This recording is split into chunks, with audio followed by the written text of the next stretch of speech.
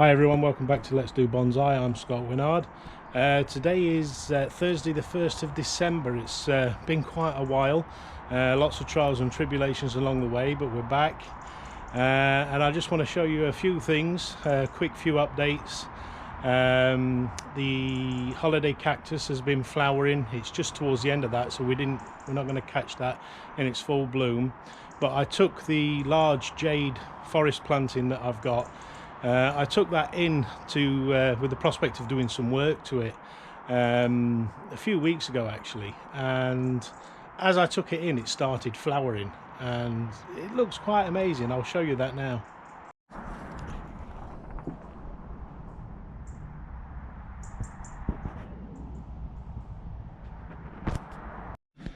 So I brought it in with the aim to, you know, lower all this off and then make some cuttings and lots of plantings off the top end. But as I brought it in, it started flowering, and I hope this comes out well on a camera, because if you look, there are literally tons and tons of flowers, and they've been sat like that for a couple of weeks, and I've been thinking I really must get a photo of that, especially as it flowers. But as you can see, they've started popping, which has really, you know, made my decision to the fact that I really must get another video out as soon as possible, despite all the things that are going on. But as you can see, there's absolutely tons and tons of flowers all over. It looks absolutely fantastic. I'll just see if I can get a nice big aerial shot of it all. Hopefully that's a pretty decent shot. We'll just go around it. It's absolutely spectacular. It looks beautiful, and even the small teapot jade at the side has decided it's going to flower as well. You might notice we've got some white fluff on there, so we've got to do some treatment of this one, maybe get it away from everything else. But yeah, even that's decided to have a flower as well. The pencil cactus from Jared Bonsai continues to thrive despite being in a tiny little pot. I really must cut that back and do some work on that. And some of the baobab seeds are looking decidedly miserable. A couple of them are weeping off, and they don't look happy at all. I might put them back into the grow area. I brought them in because it was getting cold out there, and they don't like it. So I think they'll go back into the grow area. So the grow area is looking really well. We've got plenty of trees in here that need our attention. Some the religiosa ficus there that are all from seed. They're doing really well. They just all need tidying up. Like I say, with one thing and another, things just haven't been getting done. And towards the back, the avocados are doing well. The maple's going to sleep. The cherries, there's all sorts back there. There's a larch, there's some cutback trees, there's all sorts. The golem jade, a couple of crassula jades, some pre-bonsai that will be done this spring, so at least, you know, we'll get something done hopefully this spring. Some other plants and trees that have gone to sleep or going to sleep. Some of them still growing really well. The lemon trees and orange trees still going, and then some smaller bonsai that are just keep ticking along here in the little grow area. The lights up above don't come on anymore, and we won't put those back on until probably the end of February. I've removed the timer, but I'll just show you what it looks like with them on. And as you can see, it's decidedly brighter and would really make everything carry on growing. But we don't want that. We want them to have their winter. We want them to be able to go dormant if they're going to go dormant. And a lot of the other trees have been parked outside to go through the winter. So parked outside is the horse chestnut, which we're going to look forward to doing something in spring.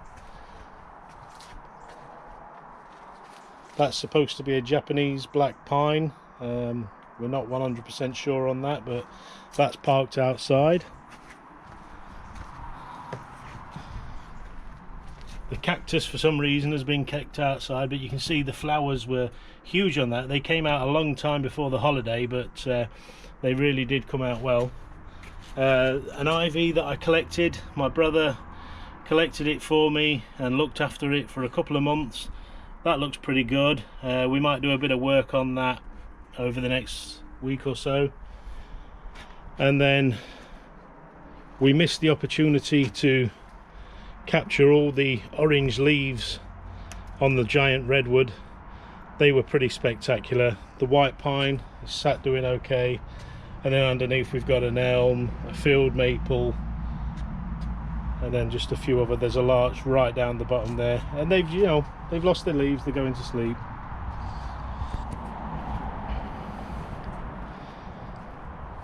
The oak is got all its autumn colours, and they'll be dropping off very soon. And then we've got other deciduous trees that have all lost their leaves and they're going to sleep for the winter. What else have we got? The twisted hazel, that's going to sleep, and that'll get some work come the spring. There'll be a lot of work this spring. And then over here is a bed of bonsai and pre-bonsai. I've sequestered these 2 grow beds to leave my outside bonsai in whilst they're overwintering. They'll be fine out here. We don't get too bad freezing winters. We do seem to have lost a tree there, but I think that had already started going anyway.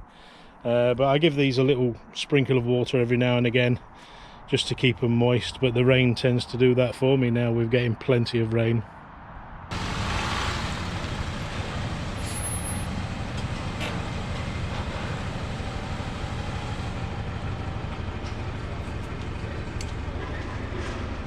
Hi everyone, I've brought you down to the camper unit to have a quick look round and see what I've been getting up to down here at Bonsai Camper Conversions.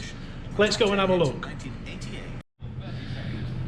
So down in our freezing cold unit, we've been converting VW camper vans from vans into campers. This one's in progress. You can see the ply lining and the carpeting is taking place. The dashboard's all being done up the front there, and as you can see, the pop top roof is in with the lights.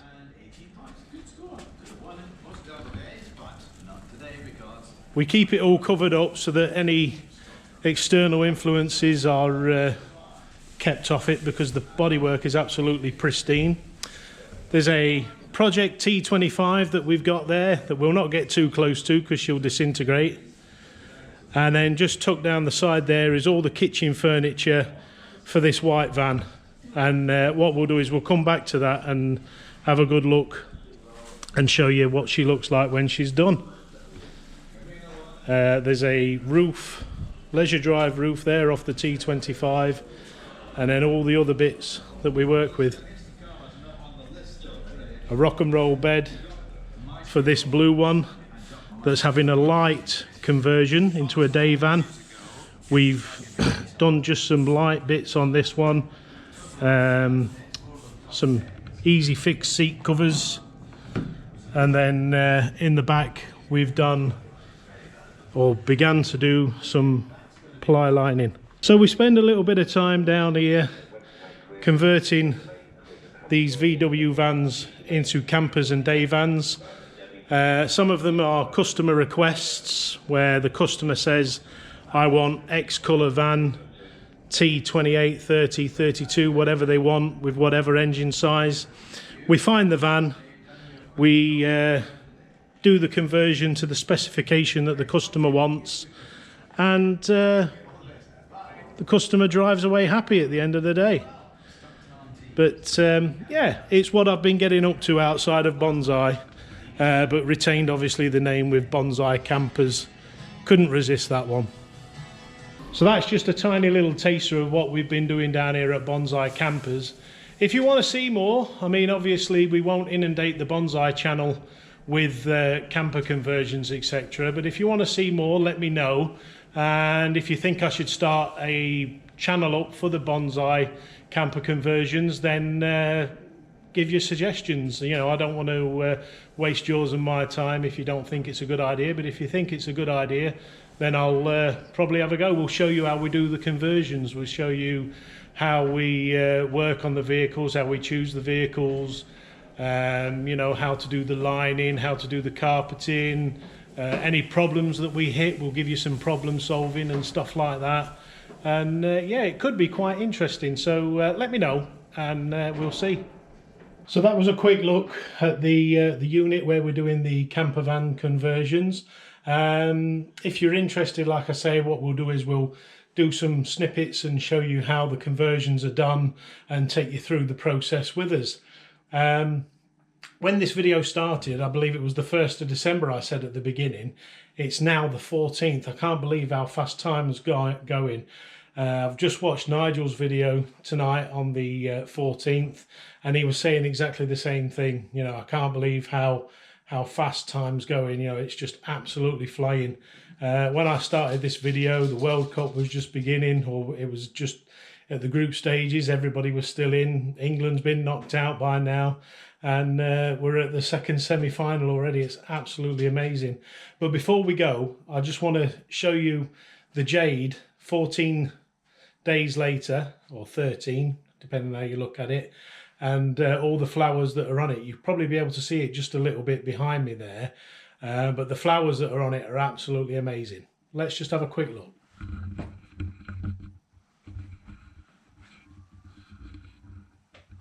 Absolutely fantastic. There's still lots waiting to pop, but all the ones there that have popped, and so many left to go. I've seen lots of jades flower. I've had lots of jades, but I've never had one flower as much as this has. Like I say, I brought it in to do a lot of work on it. We're you know, chopping all this top off, but when it started to put its buds out for flowering, I just didn't have the heart to do anything to it. I thought I'd save it. We'll see the flowers, let you guys see how they're doing, and they're just really, really cool. So many flowers. It's absolutely amazing. It's even challenging the Christmas tree. But it's absolutely pitch black, so there's not a lot to do. Pete's just gone out for a quick check of what's going on. Pete, say hello. He's making sure everything's in order. But yeah, it's dark out here. When I come back, I'll show you the view that we have out there now that all the trees have lost their leaves. It's absolutely amazing. And then from up at the bedroom level, we've got the full length of the floodplains that are down there, and we can see everything. I'll show you that on a video when we come back. Yep, smoky air. It's absolutely freezing, but it's nice and crisp. So that's going to do it for today. Get out there, make the best of the rest of your day. Hope you have a good time, etc.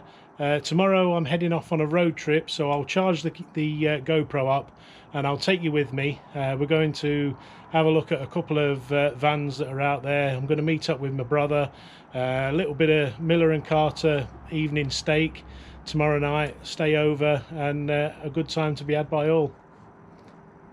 See you in the next one.